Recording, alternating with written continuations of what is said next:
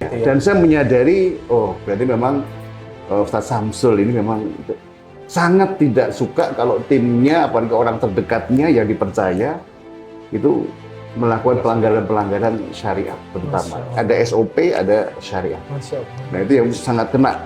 Itu yang menyentuh sekali, menyentuh Pak ya? sekali. Bagaimanapun beliau merubah visi kami itu ya.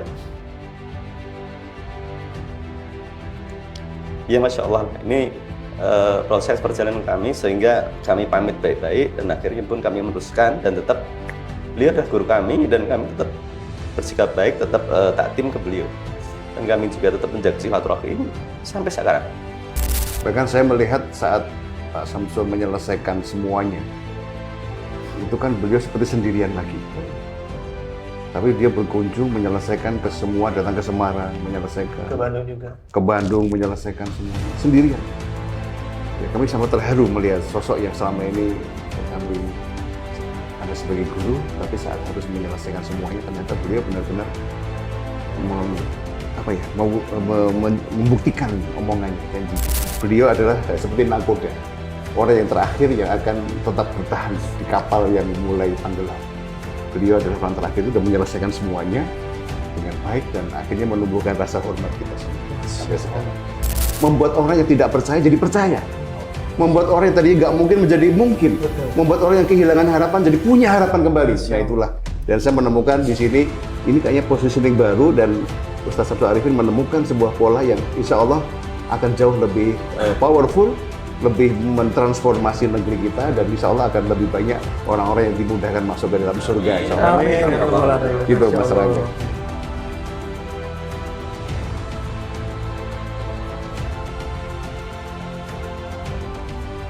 Baik, Assalamualaikum warahmatullahi wabarakatuh. Selamat sore semuanya, sahabat MMC dimanapun. Hari ini saya Rangga Distia menemani sore hari bersama tamu-tamu yang sangat luar biasa. Hari ini kita kedatangan tamu yang sangat spesial, di mana beliau-beliau ini adalah orang-orang hebat yang sebelumnya pernah bergabung bersama timnya Ustadz Samsul Arifin. Ya. Yang pertama ada Pak Edi, ya Pak Edi. Terus yang kedua ada Pak Salim dan yang ketiga ada Pak Yudi. Masya Allah Pak. Saya hello dulu Pak ke teman-teman semuanya Pak. Halo, semuanya. Assalamualaikum semuanya. Oke, Pak Edi, saya mulai dari Pak Edi dulu nih Pak Edi ya. Oke. Jadi gini, kita ngobrol santai aja nih Pak Edi ya. Jadi sekarang Pak Edi sibuk apa nih Pak Edi? Oke, Mas Rangga, saya di Semarang. Alhamdulillah mengelola lembaga pelatihan training center milik saya namanya TPC Corporation. TPC Corporation. Bergerak di bidang kita sebagai provider pelatihan untuk corporate, untuk company, kemudian untuk kampus ya, kemudian juga perusahaan-perusahaan. Gitu. Kemudian juga ada lembaga talent potential center yang kita. Dan itu semua masih di Semarang. Ya, di Semarang semua, di Semarang semua. Ya, itu kita membuka jasa pelayanan tes potensi dan kecerdasan untuk anak mulai usia 3 tahun sampai dewasa. Dan sekaligus kita juga mengembangkan program UTHB atau Umat Terbaik Hidup Berkah yang kita dapat dulu dari Ustadz Samsul Arifin. Nanti kita akan cerita di sini. Ya. Keren sekali, terima kasih Pak Edi. Baik, saya langsung mau lanjut ya ke narasumber kita yang kedua ya. Kita masuk ke Pak Yudi dulu ya. Pak Sadim sebentar kita tahan dulu ya, Pak Yudi. Monggo Pak Yudi. Nah sekarang sibuknya apa Pak Yudi? Jumpa Pak Samsul 2010, sekarang 2024, 14 tahun yang lalu. Masya Allah. Setelah melewati lika-liku kehidupan, lika-liku bisnis, sekarang saya berada menjadi salah satu pengurus pondok pesantren di Tasikmalaya, pesantren Idrisiah. Nah, berarti kalau sekarang domisili di mana Pak? Di Tasikmalaya. Di Tasikmalaya. Nah, selain kesibukan mengurus pondok pesantren, kesibukan apa lagi yang sedang Secara dijalani sama Pak Yudi? personal itu saya nge-branding profesional pilot drone. Dengan saya bisa menjadi pilot drone, alhamdulillah sudah keliling semua kota di Indonesia dan beberapa kota di luar negeri. Kira-kira saya certified pilot drone. Masya Allah. Jadi Nanti karyanya bisa saya spill. Masya Allah. Nanti kita bisa lihatnya hasil karya beliau ya. Ya dari Pak Yudi ya. Dan saya juga punya drone Pak. Ya mungkin nanti saya bisa belajar. Boleh. Ya Pak ya, karena memang sekarang kan lagi ngetren dan itu akan menjadi salah satu penghasilan juga Pak ya. Masya Allah. Jadi kesibukannya saat ini lebih banyak untuk mengurus pondok pesantren. Oke, terima kasih Pak Idi. Baik, kita masuk ke Pak Salim nih Pak Salim. Nih, Masya Allah nih, saya ngeliat Pak Salim wajahnya berseri-seri sekali nih Pak hari ini Pak. Oke, sekarang Pak Salim ini kesibukannya apa? Ya, kalau saya sebenarnya meneruskan pertemuan terakhir dengan Ustaz Samsul dulu ya, 2011 terakhir itu saya berpisah dengan beliau. Maksudnya untuk untuk meneruskan reedukasi bisnis syariah. Jadi kami mendampingi pengusaha-pengusaha yang mereka memang bisnisnya belum ketata menjadi tertata dengan konsep syariah. Masya Allah. Dan juga kita juga mengimplementasikan daripada ERP karena mereka harus kelasnya dunia. Ini yang selalu disampaikan Ustaz Samsul dulu, bagaimana pengusaha muslim itu harus world class company gitu. Ini yang harus kita tanamkan. Jadi mereka basicnya harus syariah gitu kan. Manajemen modern dan juga mau nggak mau konsepnya harus juga menerapkan ERP kan itu kan. Ini kenapa? Untuk kemudahan dan produktivitas yang lebih tinggi dibanding perusahaan-perusahaan pada umumnya. Sehingga kita bisa bersaing, bisa menunjukkan bahwa Islam rahmatan lil alamin di level pengusaha. Masya Allah. Itu yang kita lakukan saat ini. Keren sekali ya, Pak Idi ya. Jadi bukan cuman syariah gitu Pak ya, tapi benar-benar go internasional, go dunia Pak ya. Insya Allah, Itu yang dicetak ya dari lembaga yang Pak Idi sekarang tekunin gitu ya. Pak Salim. Ya Pak Musalim ya, Pak Salim. Masya Allah. Sesuai dengan visi Ustaz Samsul dulu sebenarnya itu. Ya. Oke. Itu yang mendefinir visi beliau reedukasi bisnis syariah. Itu yang saya pegang dari visi beliau dulu. Ya, Masya Allah. Keren ya. Oke. Kan tadi sudah saya tanya berkaitan dengan kesibukan ya Pak Edi, Pak Nur Salim ya, terus Pak Yudi, Masya Allah. Nah, sekarang kita mau ngomongin Pak Samsul nih. Ya, boleh ya kita ngomongin Pak Samsul ya? Gibah di sini ya. Ya, justru itu ya. Justru saya undang untuk bagaimana bapak-bapak semua yang hadir pada hari ini karena pernah ada di timnya Ustadz Samsul Arifin. Ya hari ini kita mau dong kasih spill Ada dulu. orangnya? Ada ya. Orangnya di mana ya? Gitu. Nah, mulai mungkin dari lanjut aja kali ya Pak Nur Salim. Gimana sih histori dulu perkenalannya dan tahun berapa ketika itu kenal dengan Pak Samsul? Perkenalan beliau itu ada yang namanya dulu UTHB di Semarang pertama kali di Masjid Agung Jawa Tengah sekitar tahun 2008 ya. 2008 kebetulan IO-nya beliau IM di Semarang. Jadi ketemu beliau diikut program UTHB dan di situ saya memang waktu itu punya target saya itu mau resign dari sebuah perusahaan perusahaan asing ya. Waktu itu saya magang Jawa Tengah, nah pada saat persiapan untuk resign itu saya ingin membesarkan bisnis, ingin bangun bisnis sendiri, tapi ketemu beliau berubah. Jadi beliau itu kalau bahasanya dari pembelajaran dengan diskusi dengan beliau itu akhirnya jadi seolah-olah beliau itu menyampaikan antum itu egois kalau cuma untuk membesarkan bisnis antum. Karena kenapa? Ini antum punya potensi gitu kan, punya potensi yang memang ini diperlukan saudara kita yang lain itu. Jadi umur antum sampai kapan gitu kan? Apakah bisa gitu membesarkan bisnis sendiri gitu kan? Padahal ini adalah diperlukan gitu kan, karena pengalaman kami dulu beliau melihat seperti itu, pengalaman kami di perusahaan-perusahaan asing itu perlu ini bagaimana diimplementasikan di pengusaha muslim. Itu gambaran beliau waktu itu seperti itu, sehingga dari situ orientasinya agak kontribusinya lebih besar lagi, walaupun kita juga punya visi kita kontribusi, tapi begitu ketemu beliau tadi ya, sehingga sampai saat ini kami menjalankan ya di salah satu visi beliau reedukasi bisnis syariah tadi, karena bagaimana saat ini basicnya pondasinya lah syariah gitu kan, terus manajemennya modern berarti kekinian gitu kan. Nah ini yang kami jalankan tadi, sampai kami ikut program UTHB, HB, The Committer gitu, sampai kita The Master Class. The Master Class itu sekitar tahun 2009 bulan Juli itu mulai kalau saya seperti itu gitu kan. Waktu itulah itu Master Class itu adalah untuk kita, mungkin kalau saya trainernya, masternya daripada Ustadz Samsul Arifin, dulu ada namanya UTHB, Master UTHB. Maka gelarnya pun juga ada, ini gelarnya Master MHO.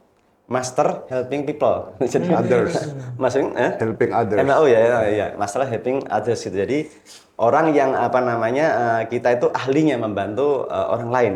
Itu yang memang beliau sematkan itu kan labelnya waktu itu yang kita sematkan di orang-orang The Master Class ya. Beliau ada bahasanya The Master Class dengan core value ahli surga sama. Itu kami dididik beliau gitu kan dengan semua skill-skill untuk public speaking ya, bahasanya beliau kita harus menjadi macan panggung. Dulu di CMC gitu ya. Jadi memang betul-betul didesain luar biasa gitu, perform juga kita juga termasuk juga cara komunikasi kita pun juga didesain itu. Berarti cukup singkat ya, dari tahun 2008 pertama kali ketemu, ya 2009 sudah mengikuti timnya beliau sebagai masterclass ketika itu ya? Masterclass. Awal, karena kan awal itu maksudnya kan mulainya 2009 karena itu kan proses berjalan terus sampai 2011. 2010. Masya Allah. Saya terakhir pamit itu di Hotel Hari sama beliau, saya masih ingat. Masya Allah. Karena itu sangat emosional itu ya. Masya Allah. Iya, terima kasih Pak Nur Salim. Nah, keren banget ya. Nah, sekarang saya mau tanya sama Pak Yudi, ya Pak Yudi. Nah, kalau Pak Yudi sendiri nih, histori kenal sama Pak Samsul tuh bagaimana sih? Kok tiba-tiba bisa kenal sama beliau dan sama tahun berapa ketika itu Pak Yudi kenal sama Pak Samsul, Masya Allah. Jadi 2009 itu saya baru memulai aktivitas usaha setelah resign dari pekerjaan sebelumnya. Nah, memulai usaha itu nggak pakai ilmu, jadi agak berantakan. Nah, ketemu dengan pelatihan yang namanya UTHB. Di sana dikasih mindset tentang kehidupan, juga tentang usaha. Beberapa step saya ikutin karena ingin mempunyai ilmu untuk menjalankan usaha. UTHB saya ikutin, ada step berikutnya saya ikutin sampai dengan the committer untuk menjadi timnya Pak Samsul juga saya ikutin. Masya Allah. Jadi itu kurang lebih tahun 2009 sampai dengan 2011 itu bersama-sama. Ya, berarti masterclass-nya dimulai tahun 2009. 2009 juga. Jadi ketika sekarang kita ketemu, memang sejak lama kita bersama-sama udah kayak saudara gitu, udah kayak adik kakak gitu. Seperti itu. Jadi saya jumpa dengan Pak Samsul 2009 tadi. Masya Allah. Terima kasih Pak Yudi ya. Ya kalau tadi 2008 ya, Pak Yudi 2009. Nah sekarang gimana dengan Pak Edi nih? Gimana histori perkenalan Bapak gitu ya, Pak Edi nih tentunya bersama dengan Ustaz Samsul, dan tahun berapa ketika itu Pak Edi kenal gitu? Apakah lebih duluan atau lebih belakangan? Nah kita penasaran banget nih teman-teman MMC ya. Ternyata lebih duluan. Oh ternyata lebih duluan. Jadi awal 2006 saya diminta oleh Gubernur Jawa Tengah, Pak Mardianto itu mengelola aset manajemen di Jawa Tengah, namanya Masjid Agung Jawa Tengah, kawasan seluas 10 hektar. Kami diminta mengelola area bisnis untuk menghidupi masjid, untuk bisa menghidupi masjid. Maka saya menurunkan 70 karyawan di situ, dan saya berpikir, ini masjid sebesar ini harus ada konten. Dan konten itu harus sesuatu yang bernilai edukasi dan islami. Maka oleh Takmir saya diberi kontak GIC, Jakarta Islamic Center. Saya kontak ke Takmir, ternyata dikenalkan ini ada program bagus namanya UTHB. Lalu saya kontak Ustaz Samsul. Akhirnya beliau datang ke Semarang. Itu tahun? Tahun 2006, awal 2006. Kita ketemu waktu itu, beliau bareng dengan sahabat beliau itu Pak Happy Trenggono. Kita diskusi, kemudian saya diajak ikut UTHB di Jakarta. Waktu itu angkatan yang ke-6. Saya ikut program ini, wah ini bagus ini kayaknya. Akhirnya saya bilang, Pak Samsul, ini harus dibawa ke Masjid Agung Jawa Tengah. Awalnya begitu sebagai konten untuk masjid agar lebih bernilai, bermanfaat. Ternyata setelah itu saya tertarik untuk melanjutkan sebagai event manajemennya, sehingga seluruh UTHB di Jawa Tengah kami yang menghandle. Ya, saya dibantu istri saya. Ya, waktu itu kita pakai nama TPC Corporation. Dan setelah kita berlangsung beberapa kali UTHB di Semarang, di berbagai kota, bahkan di Jogja, di Solo kita yang menghandle. Ya, saya diminta Pak Samsul masuk di perusahaan beliau, namanya perusahaan Dinar Coach International. Dinar Coach International. Itu PT yang membawahi UTHB dan segala programnya. Saya diminta masuk sebagai salah satu direktur program di situ, yang mengatur event program seluruh Indonesia. Ya, kemudian setelah itu saya banyak bertemu Pak Samsul hingga tahun 2011. Jadi di bagian tim manajemen. Ya, ada direktur utama, saya direktur, Pak Samsul sebagai owner, sebagai guru, dan juga sebagai coach. Nah, kita lebih banyak di situ akhirnya. Ya, itulah hubungan saya dengan Pak Samsul semakin intens untuk mengembangkan, menjadwalkan para master ini di jadwal-jadwal kapan dia harus membagi waktunya. Jadi seperti itulah, Mas Rangga. Gambarnya seperti itu. 2006 sampai 2011 berarti ya, 2011. Ya, jadi gitu sahabat MMC ya, luar biasa yang dimana UTHB ini ternyata dari tahun 2006 betul Pak Iya, ya? betul. Yang sekarang cikal bakalnya program MMC yang bernama MBUBB. MBUBB. Betul. Dan tadi Dinner Coach Internasional itulah cikal bakalnya terbentuknya Syariah Award Iya, yang betul. hari ini ada di GMS ini Iya, Pak. iya, Masya Allah, iya, keren Masya sekali ya. Allah. Ya, menarik sekali nih ya ceritanya ya. Ternyata dari 2006 ke 2011 sih kan bukan waktu yang sebentar ya, waktunya cukup panjang ya, dan waktu itu Pak Nur Salim sama Pak Yudi sudah bergabung karena di tahun 2009 Pak ya. Iya. Oke, nah ada satu pertanyaan yang menarik Pak, karena setelah kenal dengan Pak Samsul di tahun 2009 gitu. Nah, saya mau tanya sih, dorongan kuat apa yang membuat bapak-bapak ini mau bergabung bersama timnya Ustadz Samsul? Pastikan tentunya nggak segitu aja mudah kan untuk memutuskan tiba-tiba resign bergabung dengan Pak Samsul gitu ya. Terus bapak juga mau dengan bersamai timnya Ustadz Samsul. Apa dorongannya? Kita mulai dari Pak Yudi dulu Pak, silakan Pak. Yang pertama dorongannya tadi sedang tidak punya ilmu dalam menjalankan usaha, ketemu dengan sosok yang bisa ngasih ilmu.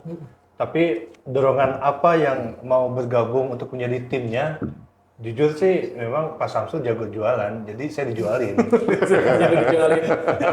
Jualin sehingga setiap apa yang dijual Pak Samsul saya beli.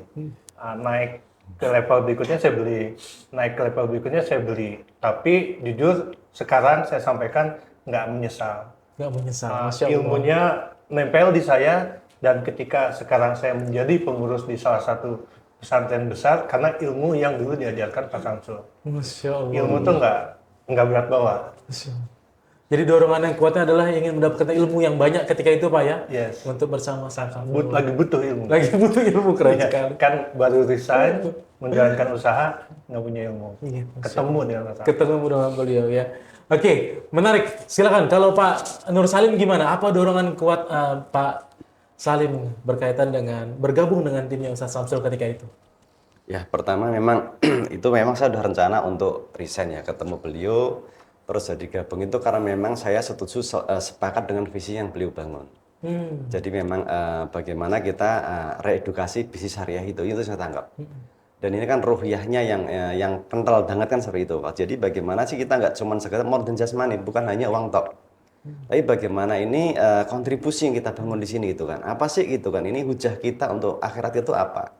Ini yang kita bangun gitu. Dengan waktu kita yang sangat terbatas.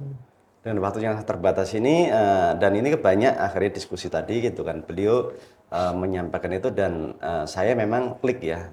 Kalau memang secara ilmu manajemen memang kami dulu di perusahaan lama memang di manajemen sudah 10 tahun lebih gitu kan. Jadi kita sudah terbiasa, tetapi value ruhiyah itu yang saya tangkap dari beliau. Sehingga beliau gitu kan, dan bahkan beliau itu saya senang apa gitu kan, harus ini syariat itu sebagai pondasi awal. Itu yang membuat saya akhirnya ya sudah gitu kan. Saya ikut bismillah gitu kan. Ini yang membuat saya gabung ya sampai ke puncak program beliau kan. Waktu itu masterclass kan puncak program beliau kan seperti itu. Gitu, jadi kan. dorongan kuatnya adalah visinya ya Pak ya. Apa yang dibangun sama Pak Samsul, akhirnya dengan visi yang beliau punya, Bapak akhirnya tertarik untuk bisa bergabung. Masya Allah. Keren sekali ya. Oke, sekarang gimana nih dengan Pak Edi nih ya? Kalau tadi Pak Yudi ya berkaitan dengan butuh ilmu ketika itu ya. Terus ke Pak Nur Salim adalah sesuai dengan visinya Pak Samsul yang ketika itu Pak Samsul bangun. Nah, bagaimana dengan Pak Edi? Iya, jadi kalau di perusahaan saya begitu dekat dengan owner perusahaan, itu sering diminta untuk bersama-sama membuat perusahaan-perusahaan baru. Akhirnya sering jadi direktur saya itu. Oh iya. Akhirnya saya sering ikut pelatihan di Jakarta.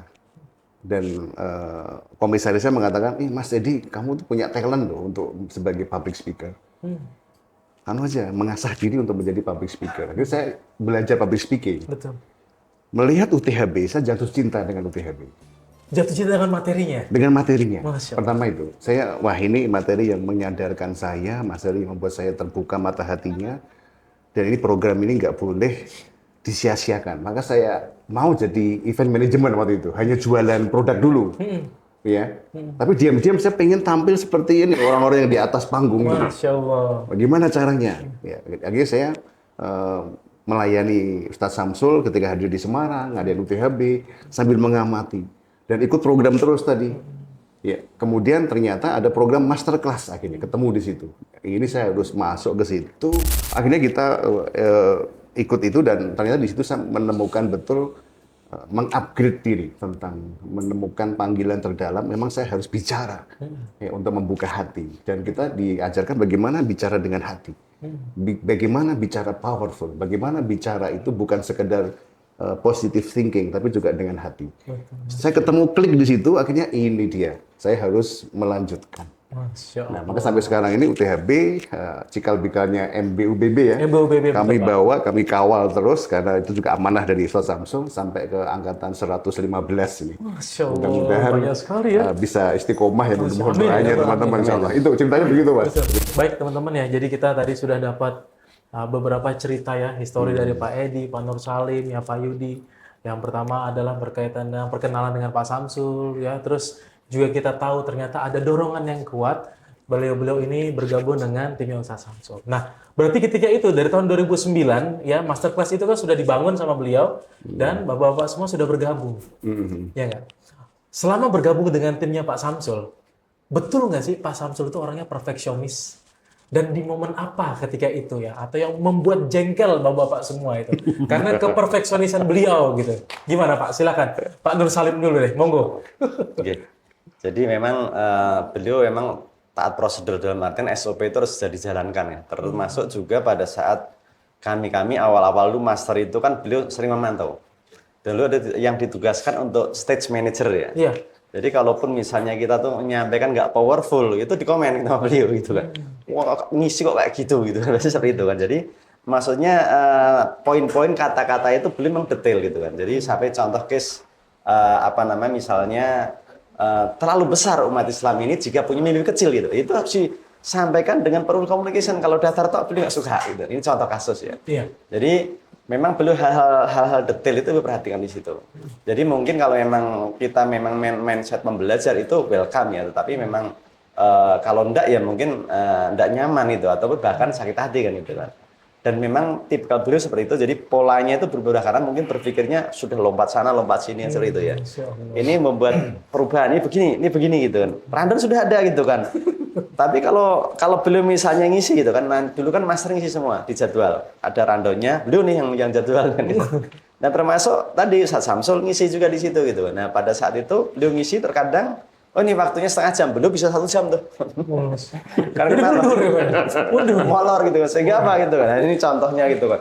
Ya untuk kita ini sebagai master awal menyampaikan, karena memang ruhnya kan dari beliau semua ya. Beliau mungkin enjoy, tapi mungkin dari master yang kita belajar awal ini kan, wah ini gimana nih dengan waktu yang terbatas begini, menabrak adzan begini-begini terus disampaikan semua kan itu kan. Kita ada merasa ini seperti itu. Merasa harus ini gimana gitu mengatur gitunya gitu. Tapi kalau lambat laun alhamdulillah kita bisa mengikuti ya pola-pola seperti itu. Jadi betulnya beliau memang perfeksionis banget ya. Ya detail beliau memang terhadap poin-poin itu yang lebih detail. Insyaallah.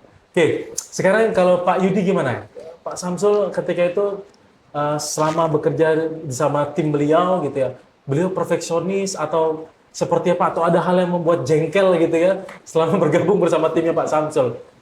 Pada saat itu saya stay di Bandung kan. UTHB itu berkembang di Semarang, di Bandung, dan di Jakarta. Pekanbaru yang utama. Ya, kota-kota lain ada, cuman ini 4 kota ini dominan. Nah, saya di Bandung membantu membersamai event manajemen almarhum Ustadz Haris yang kita sama-sama doakan beliau yang mengawali UTHB di Bandung. Untuk teknikalnya saya, jadi saya expert di event, multimedianya, bagaimana lighting, sound system, semua kebutuhan event saya yang support sehingga saya ngelaporan ke Ustadz Samsul. Betul, perfeksionis. Jadi ruangannya harus seperti apa, gedungnya harus seperti apa, pesertanya seberapa banyak, bagaimana cara mendatangkan peserta, itu sangat dapat banyak pelajaran lah. Yang pelajarannya tuh nggak hilang sampai sekarang. Walaupun dengan cara istilah kasarnya dikerasin, dimarahin, itu saya terima.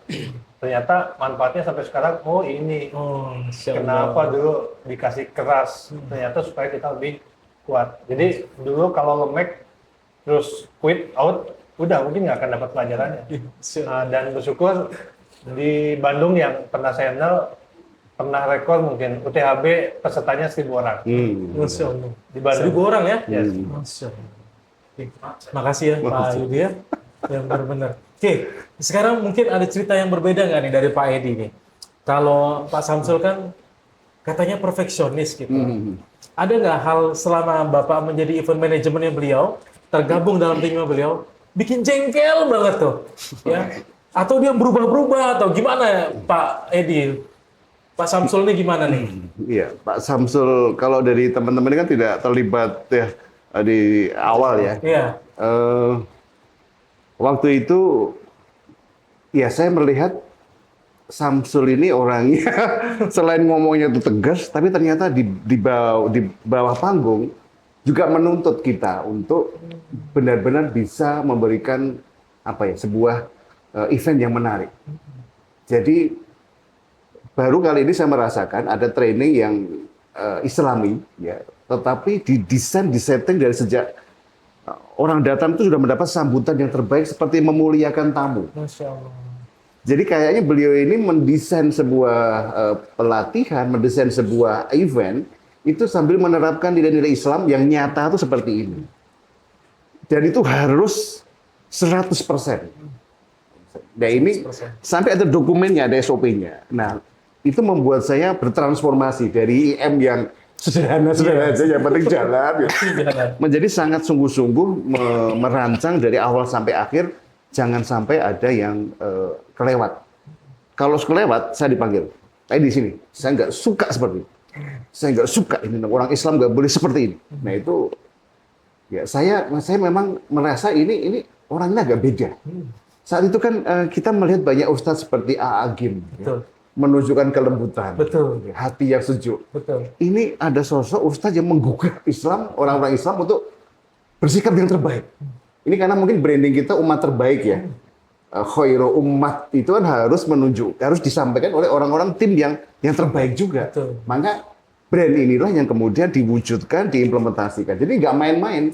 Jadi bukan sekedar mencari uang untuk bisnis, Betul. tapi how to delivery-nya, beliau sangat ketat, sangat menjaga, sangat menekankan, dan kalau sudah marah beneran. Masya Allah. Nah, Jadi benar-benar terkenal banget ketika itu Iya. menyentuh ya Pak ya? iya betul. Jadi sangat-sangat kita sering dievaluasi setiap hari itu, kita pulang malam, dan kita diberikan catatan tentang apa yang harus diperbaiki, kesalahannya seperti ini. Semuanya beliau melihat, mengamati, dan akhirnya saya dengan tim saya aja, bisa harus diperbaiki ya. Gitu. Nah itu contoh. Jadi memang benar-benar detail sekali. Ya, jadi gitu sahabat MMC ya luar biasa. Jadi kita dapat dari sumbernya langsung. Kita dengerin dari orang-orang yang memang mereka punya kompetensi di bidangnya dan ketika itu bergabung bersama Ustaz Samsul Iya. dengan membawakan event-event besarnya salah satunya UTHB tadi ya Pak ya. Betul, iya. Oke, saya mau lanjut sebenarnya nih sama Pak Edi. Kalau tadi Pak Samsul kan orang yang perfeksionis, punya SOP segala macam, pernah nggak dimarahin sama beliau gitu ya? Atau dia pernah nggak marah besar gitu ya? Itu Pak. Gimana Pak? Silakan Pak Edi. Iya, jadi karena saya juga selain sebagai master, juga sebagai direktur program, ya saya paling sering menangkap momen-momen itu. Di antaranya ketika ternyata standar venue, lokasi itu tidak sesuai dengan harapan, tidak sesuai SOP. Beliau bisa marah besar, bisa sambil marah teriak, kemudian pindah saat ini juga. Itu contoh yang paling Jadi ekstrim. ketika itu sudah disetting pindah. Peserta udah pada datang nih, harus cari hotel yang lain, Harus bisa. harus bisa saat itu juga. Waktunya 1,5 jam. Nah ini luar biasa sekali dan itu tim harus pontang-panting. Kemudian yang kedua saat kita tampil dalam posisi yang tidak sesuai standar sebagai master, penghayatannya kurang, kemudian keseriusannya kurang. Ya, ini beliau bisa marah besar. Tapi ketika pernah dimarahkan. Saya pernah dimarahi ketika menyampaikan sebuah materi, waktu itu ada tentang Indonesia menangis, yang harusnya saya serius, harusnya saya sedih. Ternyata saya menyampaikan materi dengan sambil tersenyum. Indonesia ini ternyata berantakan. Tapi wajah saya tersenyum. Kita punya banyak masalah besar di negeri ini. Lalu apa kontribusi kita? senyum, nggak boleh, harusnya serius. Saya dimarahin, ini nggak sesuai, nggak tepat, ini jelek banget. Jadi langsung, maka mental kita harus kuat ketika beliau memberikan masukan seperti itu. Karena justru kita tuh menunggu masukan seperti itu sebenarnya. Tapi kita itu nggak baper atau dendam atau marah ketika marah balik atau ketika beliau ngasih masukan seperti itu Pak Edi? Ya, kita sempat kaget ya. Kaget ya? Iya, kaget. Nggak biasa. Aduh, aku masih punya kekurangan, masih punya kelemahan. Tapi karena kita di setting memang sedang belajar, ya kita berusaha untuk memperbaiki lagi. Masya Allah. Jadi kita harus lebih bagus lagi. Jadi langsung ya kita kaget juga sih, kita down juga. Tapi kan karena master ini udah di setting, jangan baperan. Ya. Iya. Kita harus bisa tahu role kita untuk apa, peran kita apa. Kita harus tetap tegar lah. Karena kita ingin menyampaikan kebaikan untuk umat. Jadi kita tuh menjadi contoh, maka ya kita harus kuat gitulah. Iya. Gitu. Oke. Makasih nih Pak Edi. Ini seru banget ya ternyata ya. Saya juga maksudnya di luar ekspektasi saya, maksudnya cerita tentang beliau gitu di masa-masa itu gitu dengan yang sekarang hampir relate gitu ya. Teman-teman kan juga ngerasain ya di sini hadirnya bisa di-shoot di kamera, ada teman-teman yang hadir dari sahabat-sahabat FMC pada hari ini gitu ya. Jadi yang dirasain ternyata bukan cuman para master ini. Jadi kita juga sebagai member MMC yang hari ini hadir juga ngerasain tentang bagaimana beliau gitu ya. Saya boleh satu lagi cerita. Boleh. Momen ini penting, tapi Kenapa nih kita? suatu hari saya menjemput Ustaz Abdul Arifin bareng dengan rekan bisnis saya yang itu perempuan tanpa jilbab. Kita berdua jemput Pak Samsul untuk datang ke Masjid Agung. Kebetulan kita memang punya partner sosok wanita dari mitra bisnis kita yang mengirimkan direktur utama itu seorang wanita berhijab. Yang kita jemput beliau, kemudian kita datangkan ke hotel. Beliau SMS saya sambil nepuk saya itu, hati-hati dengan fitnah terbesar, yaitu wanita. Neraka. Saya tidak suka kalau Pak Edi seperti ini. Jadi itu teguran keras ya Pak ya, karena Teguran Bapak keras. satu mobil ya. Ya, satu mobil. Saya jemputnya dengan wanita ini kan, menjemput beliau. Dan beliau ternyata di dalam itu WA saya terus. Tadi rasa tiba, wah ini jadi, saya merasakan betul beliau itu ternyata nggak suka. Dan setelah itu nggak ngomong sama sekali, wajahnya itu udah berubah. Itu kemarahan terbesar beliau sama Iya, Bapak sama ketika saya. itu ya. Dan saya menyadari, berarti memang Ustaz Samsul ini memang sangat tidak suka kalau timnya, apalagi orang terdekatnya yang dipercaya, itu melakukan pelanggaran-pelanggaran syariat terutama. Ada SOP, ada syariat. Masya Allah. Nah itu yang sangat kena. Itu yang menyentuh sekali Menyentuh Pak ya. sekali. Masya Allah. Iya Pak Edi. Oke, gimana nih kalau pasti punya cerita yang beda dong ya. Pak Nur Salim, apa sih ketika Pak Nur Salim sama Pak Samsul, terus Pak Samsul mana besar gitu sama Pak Nur Salim. Ada nggak cerita itu ketika Pak Salim bergabung bersama timnya Pak Samsul? Kita pengen tahu nih teman-teman. Kalau misal dengan beliau marah langsung sih tidak gitu, teman-teman, untuk mengingatkan tadi contoh case karena memang saya tidak terlibat di manajemen ya. Karena beliau kan direkturnya direktur di Narkotika Internasional. Kalau kami kan sebagai masternya, jadi memang kami paling banyak adalah memang melakukan coaching gitu kan. Dan memang beliau biasanya memperhatikan pada saat penyampaian itu, kita menyampaikan ke coach kita gitu, atau pas kita di panggung, itu yang beliau memang keras ya. Beliau kalau misalnya ini kok nggak pas, nggak cocok, itu memang beliau langsung diomong nanti. Nah ini memang buat orang yang nggak biasa, ini nggak nyaman. Tapi buat kita yang emang belum belajar gitu, ya sudah kita enjoy aja gitu kan. Ya mungkin seperti yang dirasakan tadi gitu. Seperti itu.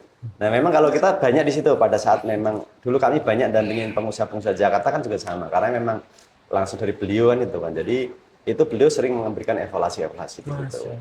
Nah yang memang beliau tuh keras gitu kan, pada saat diskusi umum pun beliau bisa marah itu pada saat memang ada tadi menyepelekan kaitannya dengan hal syariah ya. Iya, Misalnya contoh bicara tentang riba itu boleh begini, tapi beliau bisa marah tuh kan itu kan. Karena memang itu beliau strike terhadap itu. Jadi memang kenapa? Karena kan bahasanya kita udah ngaji gitu kan. Nah kalau misalnya nih kita yang sudah menyampaikan dakwah pemahaman gitu aja nggak paham gitu. Ini kan ini yang membuat beliau tuh terkadang marah. Ya kita lagi ngobrol-ngobrol aja beliau bisa marah. Karena kenapa? Ini sudah tidak boleh gitu. Itu kaitannya dengan syariah. Itu kita melihat dan kami senang gitu kan sebenarnya. Karena kenapa kita diingatkan sebenarnya. Jadi cuma ngobrol aja. itu bisa marah beliau Bisa ya. kalau ini kita pernah ada kejadian seperti itu gitu. Bukan langsung ya, tapi pas kita ngobrol-ngobrol begitu gitu kan kaitannya dengan pemahaman riba yang nggak pas ya, beliau bisa seperti itu. Masya Allah. Ya memang ini kenapa? Karena ini kan orang-orang dekat beliau gitu kan. Ini kok bisa ngomong seperti itu, bahasanya seperti itu mungkin begitu ya. Gitu. betul. Ini yang apa bahasanya memang kita apa namanya urus betul-betul memang yaitu pembelajaran kita yang mawas diri ya. Mawas diri dalam seluruh kehidupan tentunya kan seperti itu. Baik. Beliau merimen seperti itu. Baik, terima kasih Pak Nur Salim. Oke, sekarang kita geser deh ke Pak Yudi nih. Bener nggak apa yang tadi dua orang ini saya verifikasi deh Pak, ya kan? Kalau tadi kan sama event manajemennya, sekarang saya verifikasi bener nggak Pak Samsul sosok yang seperti itu Pak? Saya mengucapkan terima kasih pada Ustaz Samsul. Suatu ketika dalam bab syariah ini strike. Suatu ketika namanya manusia, saya pernah melakukan kesalahan, itu ditegur dan Kang Yudi ini salah. Dan itu sangat menghujat. Bagi saya sampai sekarang jadi lebih berhati-hati. Jadi mungkin kalau tidak diperingati, lebih sering lalai. Pada saat itu ada kesalahan yang langsung saya punya guru dan langsung diingatkan. Alhamdulillah gitu. Jadi sampai sekarang saya ingin mengucapkan terima kasih secara langsung. Hari ini saya kangen dari Tasik 6 jam datang sini ingin jumpa, ingin cium tangannya karena marah itulah yang menghujam dan saya lebih berhati-hati. Saya juga mengakui pada saat itu memang ada kesalahan kehidupan. Tapi dengan ditegur oleh guru, menghujam, kedepannya lebih berhati-hati. Hari ini saya kangen, saya datang 6 jam perjalanan. Jadi Nyetir mobil sendiri. Jadi terkenang banget ya Pak ya? Ya, jadi terkenang banget ya gitu. Jadi bener ya, terverifikasi ya. Dan sahabat MMC dimanapun, jadi marahnya Ustaz Samsul tuh marah yang benar-benar berkaitan dengan syariat. sayang sama timnya. Sayang sama tim ya, sayang sama kita semua sebagai member MMC gitu teman-teman. Nah, Pak, dari tadi kita ngomongin tentang Pak Samsul marah gitu ya. Coba kita geser nih pada saat beliau ketika itu ngisi. Ya, kan satu tim sama beliau ketika itu ya. Pernah nggak ada satu kejadian nih, pada saat ngisi, lalu apa yang sudah di-set, yaitu pada saat di atas panggung itu beda konsepnya. Nah, saya mau dari siapa dulu nih? Mungkin dari Pak Nur Salim dulu deh, gimana Pak? Jadi memang kalau dengan beliau itu, karena memang rohnya kan di beliau, UTHB bagaimanapun di beliau, cuman kita menyesuaikan. Jadi contoh case kita sudah ada randonya. Random itu ini sudah master, sudah ada jadwalnya, jam-jamnya kan sudah ada semuanya. Ini misalnya pada sesi 2 ini, 3 ini misalnya kita masuk sesi 3 itu kan harusnya sampai ke duhur. Tapi pada saat beliau ngisi kedua itu kadang ditabrak sampai sesi 3 gitu. Ini contoh case ya. Sehingga apa? Buat kita itu terkadang itu dengan waktu begini ini harus dipotong lagi begini, gimana menyampaikannya kan itu. Ini waktu awal-awal begitu kan. Tapi memang sehingga begitu berjalan waktunya ya akhirnya kita para master pemahamin itu kan. Ya sudah, intinya apa? Poinnya kalau kita sampaikan, beliau kan melihat audien. Pada saat sampaikan materi ini belum tersampaikan, terdeliver dengan baik, beliau itu akan terusin itu terus itu loh. Jadi saya melihat polanya begitu. Jadi bahasanya mending kita materi satu itu, tapi dalam paham itu daripada kita banyak materi orang bingung. Itu kalau kami tangkap ya hari itu, karena memang beliau kadang materi itu bisa diperpanjang gitu kan, kadang materi bisa diperpendek. Dan memang beliau melihat daripada respon audien. Nah, seperti itu ya. Untuk awal-awal dulu kami bingung, waduh ini waktunya harusnya longgar, ini nggak nabrak gitu. Karena kenapa? Duhur itu kan waktunya bergeser terus ya, tiap kota kan seperti itu. Nah itu yang dulu awal-awal kita sering-sering itu. Nah terkadang juga sama, sampai molor panjang, sehingga Pak sudah nanti malam lanjut. Jadi maksudnya akhirnya beliau sebagai IM extend hotel kan seperti itu. Padahal wah ini berarti kan budget lagi kan itu. Kalau bahasa IM ya. Nah, tapi memang beliau lebih ini nilai terdeliver, value ini harus terdeliver. Itu yang kita tangkap dari beliau. Memang awalnya mungkin kalau nggak memahamin ya ini kok SKD ya gitu kan. SKD itu apa tuh SKD? Oh, belum tahu ya. Sakar PDW. Kalau bahasanya kami ada di teman-teman tuh ini ada SKD kan seperti itu. Tapi memang itu membuat kita belajar dan saat ini pun juga sama pada berikutnya pun masa-masa juga begitu akhirnya. Kenapa? Jadi tahu Karena patternnya ya, polanya jadi tahu ya. karena kita juga poinnya apa? Sedikit tapi dapat kan itu kan.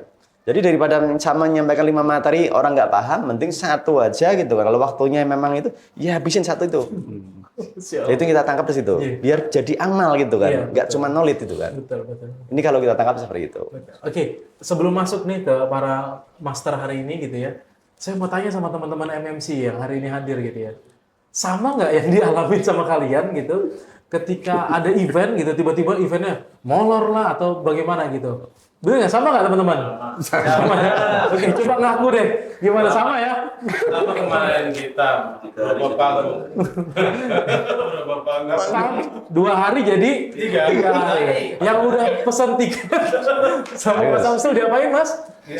Batal nggak? Diusir batalin ya nanti. Tempat. Ya kayaknya beda tempat ya itu Masya Allah. Ya itu memang suka Mau dipakai. Itu juga terjadi ternyata Pak sama kita Pak. Oke, tadi dari Pak Nur Salim ya. Sekarang saya lanjut nih ke Pak Edi gitu. Selaku event manajemen ketika itu yang Bapak rasain paling terberat, berbeda-beda konsepnya beliau gimana? Berubah-ubahnya gimana? Sampai ada orang bilang jangan percaya sama si Samsul kan gitu Pak. Iya, sampai ada yang mau Samsul gitu kan. Karena tugas terlalu berat ya. Karena kadang-kadang kita sudah saking suntungnya kita menjadi Samsul ngenai tugas malah ngabut ya gitu kan.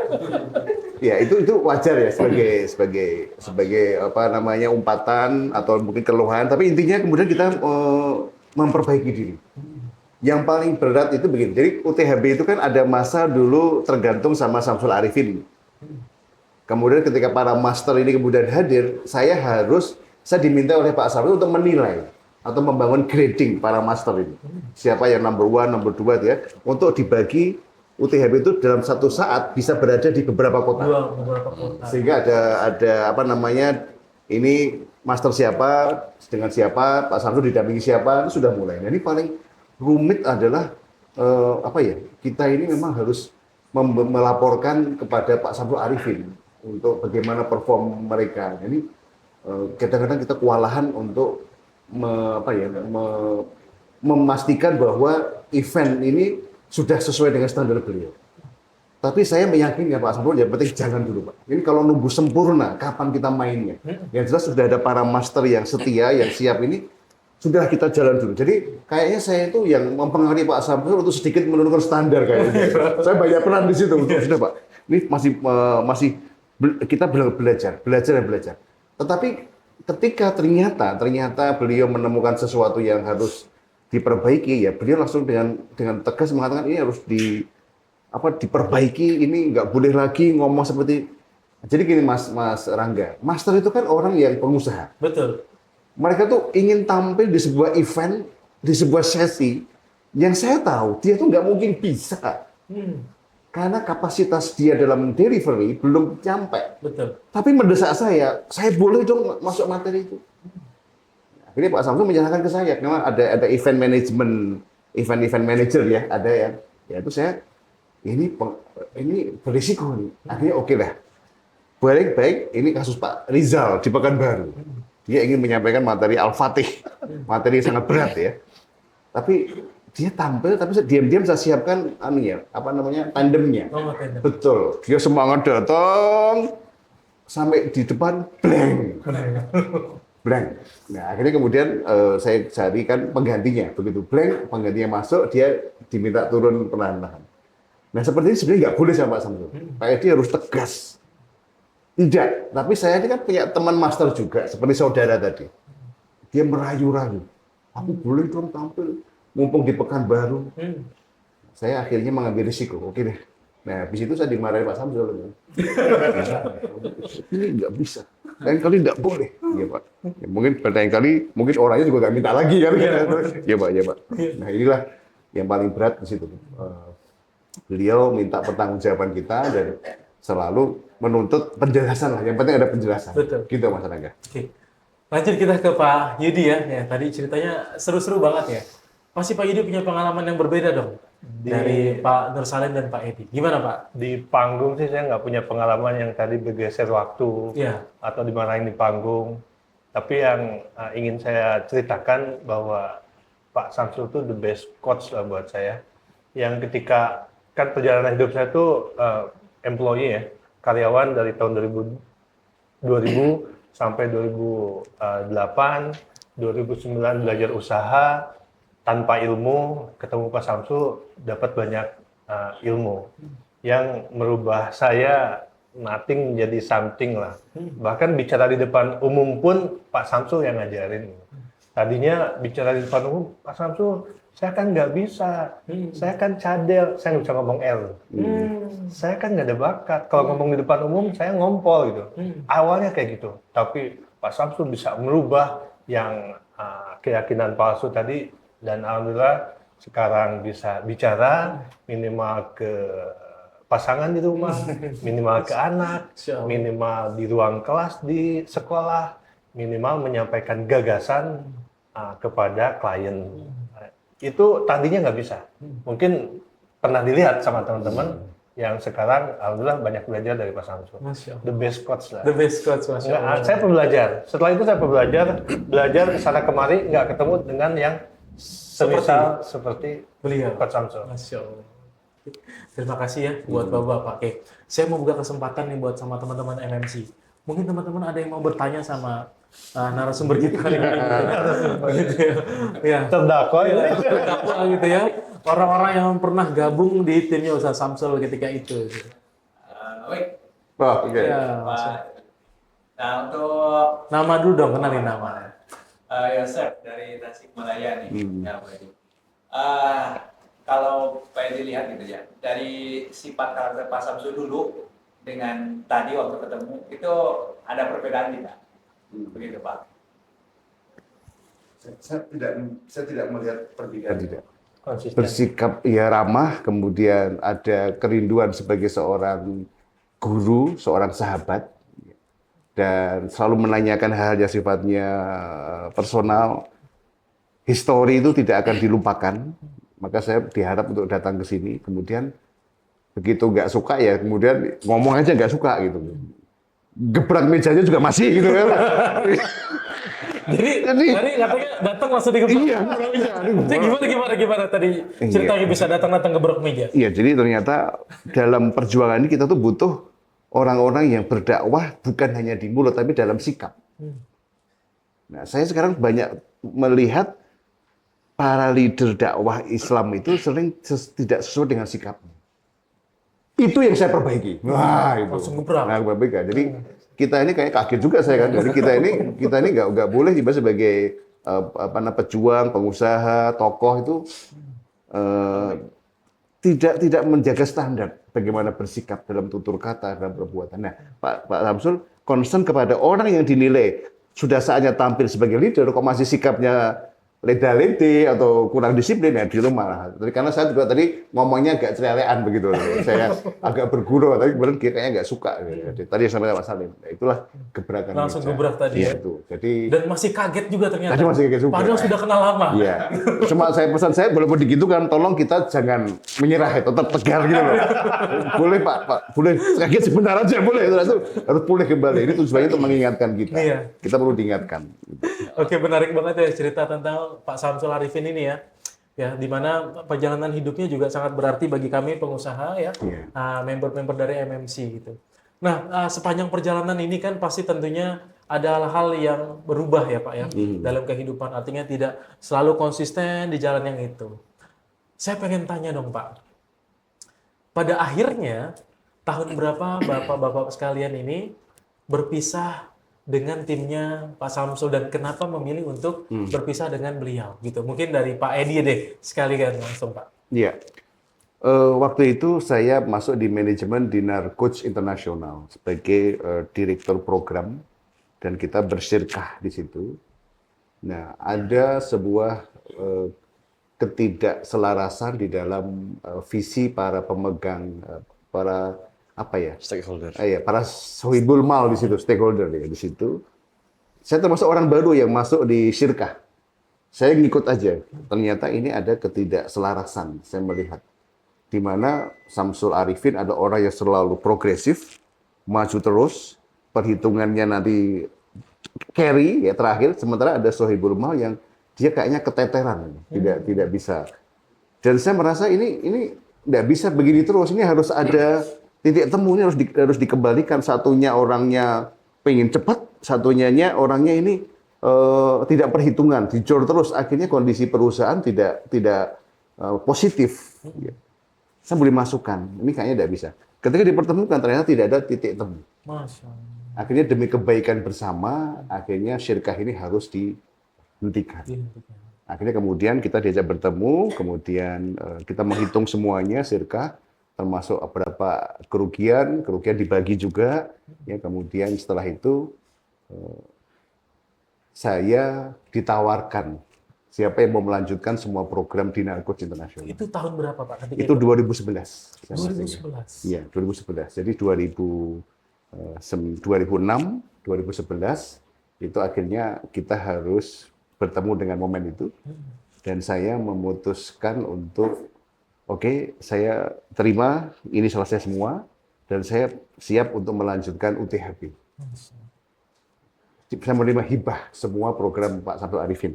Dari tahun 2011 itu. 2011 itu ada 6 orang yang ditawari tapi semua menolak untuk melanjutkan karena semua menolak. Saya Bismillah saya terima dan sampai sekarang saya jalankan. Dan setelah itu kemudian saya tidak lagi mengikuti perkembangan Ustadz Samsul Arifin sampai akhirnya muncul itu cara gampang bayar hutang gitu ya untuk embrionya MTR itu. Saya tidak ikut di situ karena saya fokus di perusahaan saya. Ya, di TPC tadi. Di TPC Corporation tadi saya fokus ke situ saja Pak Samsul. Itulah ceritanya gitu Mas Rangga. Insya Allah. Ya.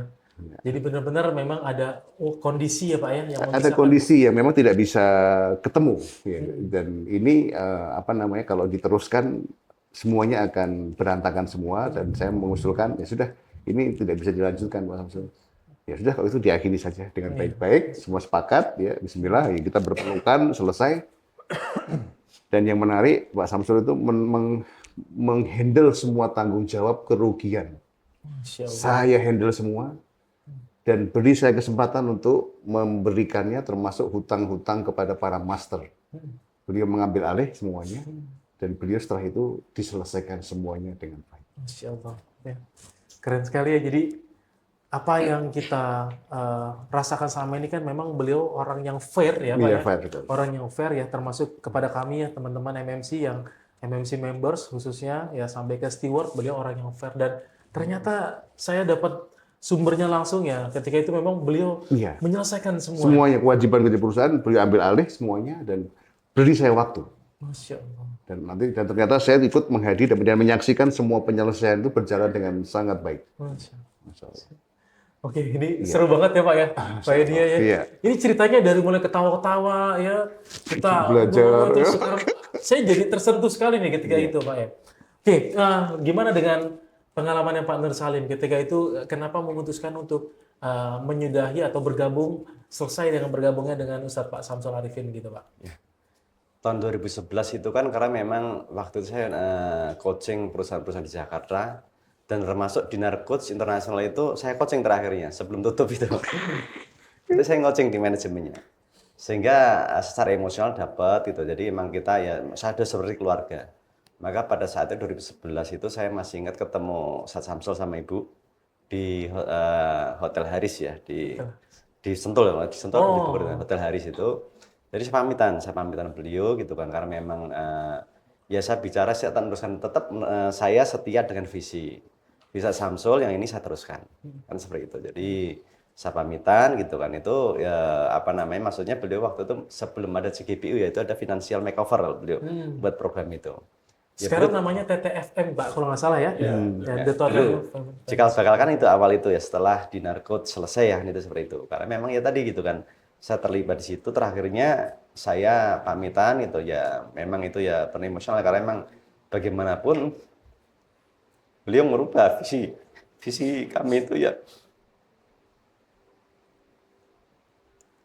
Masya Allah ini proses perjalanan kami sehingga kami pamit baik-baik dan akhirnya pun kami meneruskan dan tetap beliau adalah guru kami dan kami tetap bersikap baik tetap taktim ke beliau dan kami juga tetap menjaga silaturahim sampai sekarang. Itu yang perpisahan kami dulu, maksudnya tidak ini dalam satu wadah, itu adalah tahun 2011. Seperti itu. Oh iya, mengharukan sekali ya, Masya Allah ya. Ya, saya nggak bisa ngomong apa-apa ya Pak ya, berkaitan dengan kondisi ketika itu. Tapi memang mungkin hampir sama ya, serentak tahunnya ya Pak ya, berbarengan 2011 Pak 2011. Edi gitu ya, Pak Nur Salim juga tahun 2011 gitu. Oke, sekarang saya mau bergeser ke Pak Yudi nih. Gimana Pak Yudi, kapan terakhir ketika itu berpisah sama Pak Samsul? Setelah Dinarkos disudahi, kami para master pun ada kesempatan untuk ikut bergabung di program-program berikutnya. Tapi pada saat itu saya tidak ikut karena sudah dapat banyak pelajaran bisnis yang didapat. Alhamdulillah bisnis saya lagi tumbuh. Saya harus milih ikut menjadi tim sebagai coach, asisten coach gitu ya, atau menjalankan bisnis saya yang sedang tumbuh.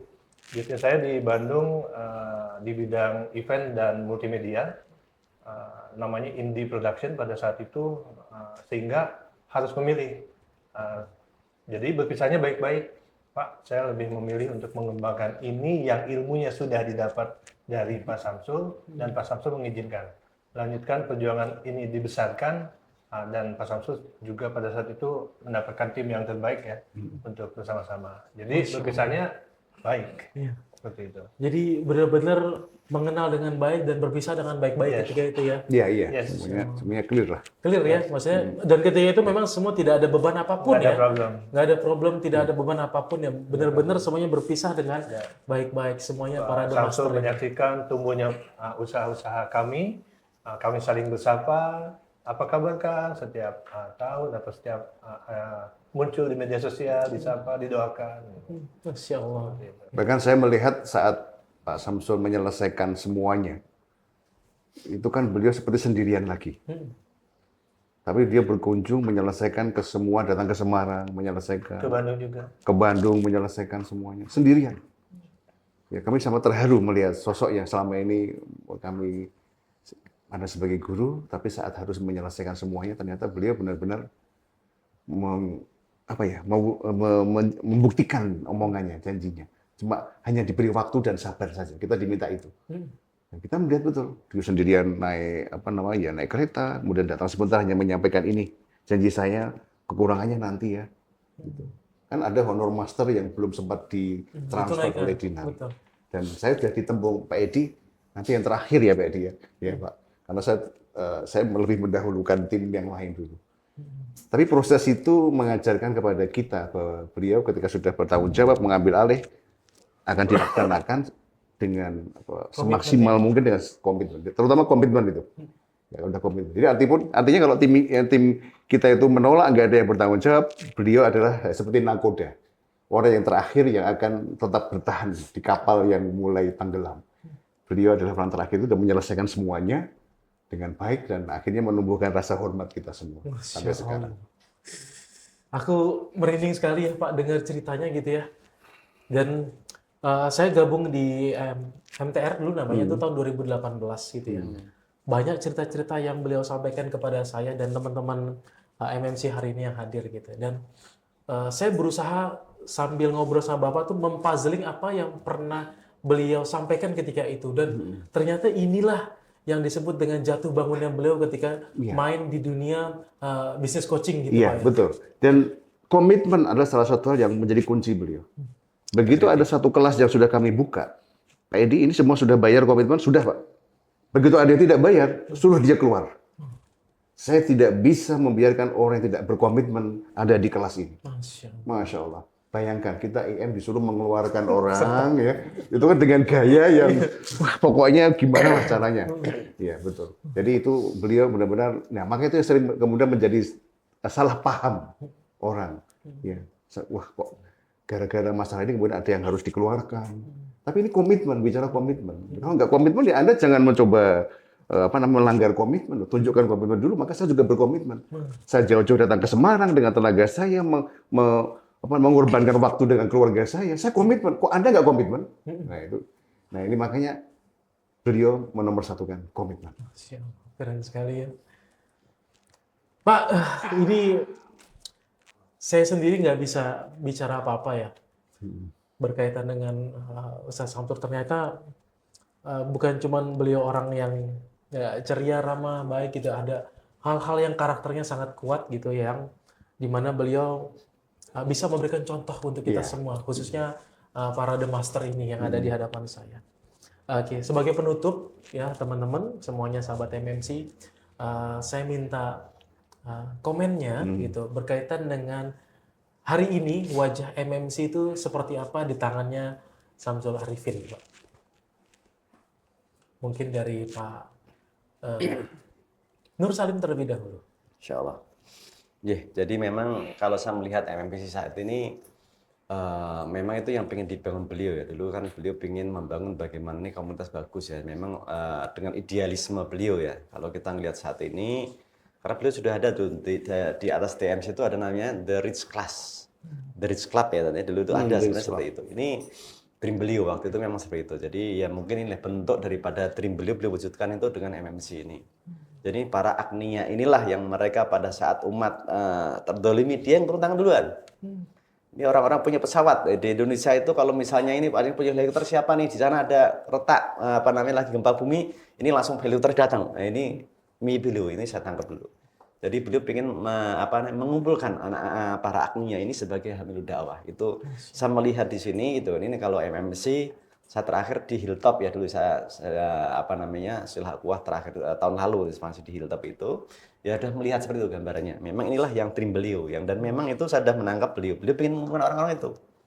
Karena inilah orang-orang yang bisa menguatkan dakwah kita dan membantu khususnya lah kaum muslimin. Gitu aja. Terima kasih Pak Nur Salim ya.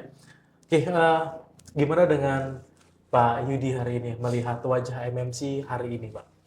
Saya ngelihat kan karena tadi berkawan juga di media sosial, juga berkomunikasi dan melihat dari alumni dan sebagainya, MMC yang sekarang itu udah terbaik.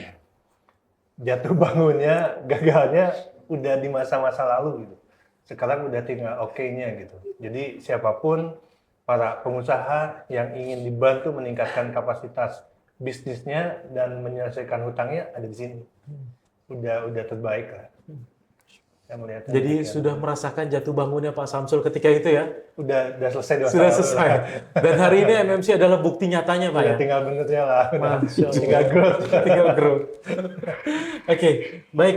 Gimana tanggapannya Pak Edi nih dengan wajah MMC yang baru hari ini? Ya, di Indonesia ini 98% pengusaha itu berkembang karena utang. 98%. 98%. Ya. Sehingga ini menjadi sebuah kondisi yang memang menjadi problem manakala hutang tidak bisa dilepaskan dengan riba. Ya. Maka kehadiran MMC menurut saya ini menjadi sebuah solusi bagi bangsa ini kepada para pengusaha yang mulai sadar dan harus bertransformasi. Utang itu hukumnya boleh, ya, tetapi riba ini yang harus kita hindari. Dan pengusaha kita itu harus ada yang membantu agar mereka berani menghadapi atau bernegosiasi dengan lembaga keuangan. Ya. Kehadiran MMC itu membuka mata para pengusaha kita bahwa ternyata bisa loh kita itu bernegosiasi, bisa loh kita itu mengembangkan bisnis tanpa utang. Bahkan banyak pengusaha yang justru cash flow-nya semakin bagus manakala sudah bebas utang. Bayangkan itu. Ya, ini luar biasa banget ini. Maka saya berharap MMC ini tetap solid. Ya, memang Pak Samsul ini akan membidik target market yang sangat premium, eksklusif. Ya, dari MTR itu kan ada yang kemudian kita ditinggalkan beliau ya. Karena beliau ingin memberikan positioning kepada teman-teman MMC yang memang siap berkomitmen, kembali berkomitmen. Betul. Bahwa Allah sudah memberi Anda sebuah kenikmatan, yaitu bisnis. Dan Allah menunjukkan cintanya dengan membantu Anda bebas utang. Nikmat mana lagi yang harus kita dustakan? Maka Anda harus ambil bagian dalam lokomotif perubahan bangsa kita. dari 98% tergantung pada utang, besok 98% mandiri dengan kekuatan sendiri. Itu harapan saya, komitmen MMC tetap solid untuk menguatkan, karena kehadiran Anda itu akan membuat orang yang tidak percaya jadi percaya. Membuat orang yang tadi nggak mungkin menjadi mungkin. Betul. Membuat orang yang kehilangan harapan jadi punya harapan kembali. Nah itulah. Dan saya menemukan di sini, ini kayaknya positioning baru, dan Ustaz Syamsul Arifin menemukan sebuah pola yang insya Allah akan jauh lebih powerful, lebih mentransformasi negeri kita, dan insya Allah akan lebih banyak orang-orang yang dimudahkan masuk ke dalam surga. Insya Allah. Gitu Mas Rangga. Oke, baik sahabat MMC dimanapun, alhamdulillah ya, kita nggak terasa sudah di penghujung acara Pak. Ya sudah lebih dari setengah jam kita ngobrol, ternyata tidak terasa kita bicara bagaimana. Iya. Kita baru mulai. Kita nggak terasa banget ya, Nggak kita terasa. bicara tentang transformasi ya. Iya. Dari Dinar Coach Internasional sampai pada hari ini menjadi Syariah Business Coaching ya, Syariah World Business Coaching, Masya Allah ya. Saya ucapkan terima kasih atas kehadirannya Bapak-Bapak Soleh seharian. Mudah-mudahan apa yang Bapak-Bapak munajatkan kepada Allah, Allah mudahkan dan Allah kabulkan segala hadiah yang diberikan. Oke, terima kasih sahabat MMC dimanapun Anda berada. Mudah-mudahan kita bisa ngobrol lagi bersama The Master ini. Ya, kita gali lagi bagaimana kegiatan-kegiatan beliau dan pelajaran-pelajaran yang bisa kita petik ketika membersamai timnya Pak Syamsul Arifin.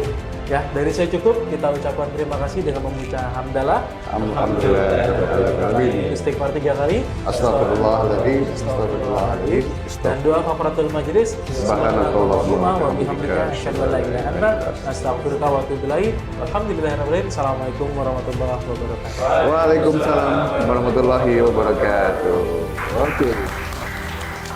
Terima kasih, Mas Rangga.